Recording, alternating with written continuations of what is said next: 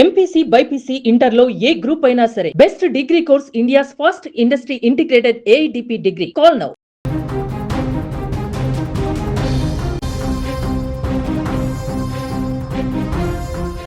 కోట్ల మంది విద్యార్థుల భవిష్యత్తును ప్రశ్నార్థకంలో పడేసిన 2024 నీట్ పేపర్ లీక్ కేసులో ఊహించని మలుపు చోటు చేసుకుంది.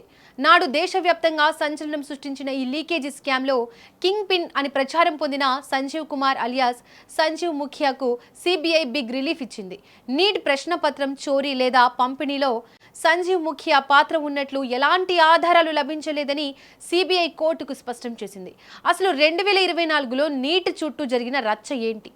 బీహార్ పోలీసుల నుంచి సిబిఐ చేతికి వెళ్ళాక ఏం తేలింది? అసలు ఎవరి సంజీవ్ ముఖియా? ఈ వీడియోలో క్లియర్ కట్ గా తెలుసుకుందాం. కొంచెం వెనక్కి వెళ్తే 2024 మే 5న దేశవ్యాప్తంగా లక్షలాది మంది విద్యార్థులు నీట్ యూజీ పరీక్ష రాశారు. జూన్ 4న లోక్సభ ఎన్నికల ఫలితాల రోజే నేషనల్ టెస్టింగ్ ఏజెన్సీ నీట్ ఫలితాలను కూడా విడుదల చేసింది. కానీ ఆ ఫలితాలు చూసి దేశం షాక్ అయింది.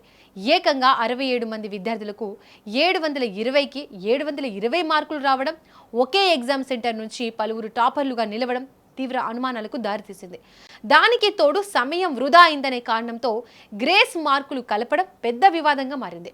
అదే సమయంలో బీహార్లో ప్రశ్నపత్రం ముందే లీక్ అయిందని, 30 నుంచి 50 లక్షలకు పేపర్లు అమ్ముకున్నారని వార్తలు వెలువడడంతో దేశవ్యాప్తంగా విద్యార్థులు, తల్లిదండ్రులు రోడ్లపైకి వచ్చారు. అయితే ఈ కేసును మొదట బీహార్లోని పాట్నా పోలీసులు మరియు ఎకనామిక్ అఫెన్సెస్ యూనిట్ విచారించాయి. పాట్నాలోని ఒక సేఫ్ హౌస్ లో పరీక్షకు ముందు రోజే విద్యార్థులకు ప్రశ్నపత్రం ఇచ్చి సమాధానాలు బట్టి పట్టించినట్లు పోలీసులు గుర్తించారు.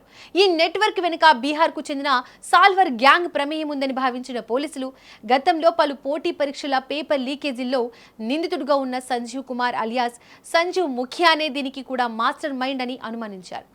ప్రైమా ఫేసీ ఆధారంగా బీహార్ పోలీసులు నమోదు చేసిన ఎఫ్ఐఆర్లో సంజీవ్ ముఖియా పేరును చేర్చారు. ఆ క్షణం నుంచి జాతీయ మీడియాలో సంజీవ్ ముఖియా పేరు మార్మోగిపోయింది. ఇంతకీ ఎవరి సంజీవ్ ముఖియా అనేది తెలుసుకుంటే, బీహార్లోని నలంద జిల్లాకు చెందిన సంజీవ్ ముఖియా ఒకప్పుడు హార్టికల్చర్ కాలేజీలో టెక్నికల్ అసిస్టెంట్గా పనిచేసేవాడు. 1990ల కాలంలో దేశవ్యాప్తంగా పేపర్ లీకేజీలకు కేర్ ఆఫ్ అడ్రస్గా నిలిచిన నాటి వివాదాస్పద శక్తుల ప్రమేయంతో ఈ రంగంలోకి అడుగుపెట్టాడని ఆరోపణలు ఉన్నాయి.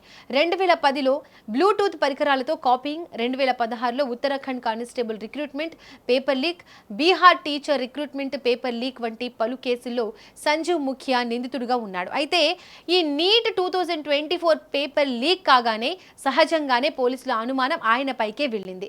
అయితే దేశవ్యాప్త నిరసనలు, సుప్రీంకోర్టు జోక్యంతో కేంద్ర ప్రభుత్వం 2024 జూన్లో ఈ కేసును సిబిఐకి అప్పగించింది. సిబిఐ రంగంలోకి దిగి లోతైన విచారణ జరిపించింది. జార్ఖండ్లోని హజరీబాగ్ సెంటర్ నుంచి ప్రశ్నపత్రం ఎలా బయటకు వచ్చిందో ప్రతి లింకును ఛేదించింది. పాట్నా సిబిఐ కోర్టులో మొత్తం 45 మంది నిందితులపై సిబిఐ ఛార్జ్ షీట్ దాఖలు చేసింది. అయితే ఈ పేపర్ దొంగతనంలో కానీ, విద్యార్థులకు పంపిణీ చేయడంలో కానీ ఈ సంజీవ్ ముఖియా పాత్ర ఉందనడానికి ఎలాంటి ఆధారాలు లభించలేదు అని సిబిఐ స్పష్టం చేసింది. అయితే గతంలో ఆయనపై ఉన్న ఇతర కేసుల వల్ల బీహార్ పోలీసులు ఎఫ్ఐఆర్ వేసినప్పటికీ నీట్ 2024తో ఆయనకు ప్రత్యక్ష సంబంధం లేదని తేలడంతో సిబిఐ ఆయనపై ఎలాంటి ఛార్జ్ షీట్ కూడా వేయలేదు.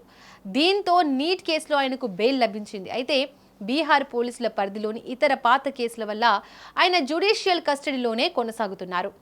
మొత్తానికి నీట్ 2024 కేసులో అసలైన కుట్రదారులు అందరినీ గుర్తించి న్యాయస్థానం ముందు నిలబెట్టామని, ఏ ఒక్క నిందితుడు తప్పించుకోలేదని సిబిఐ స్పష్టం చేసింది. ఒకప్పుడు దేశాన్నే ఊపేసిన కేసులో ప్రధాన సూత్రధారి అని భావించిన వ్యక్తికి క్లీన్ చిట్ రావడం ఇప్పుడు మళ్ళీ హాట్ టాపిక్గా మారింది.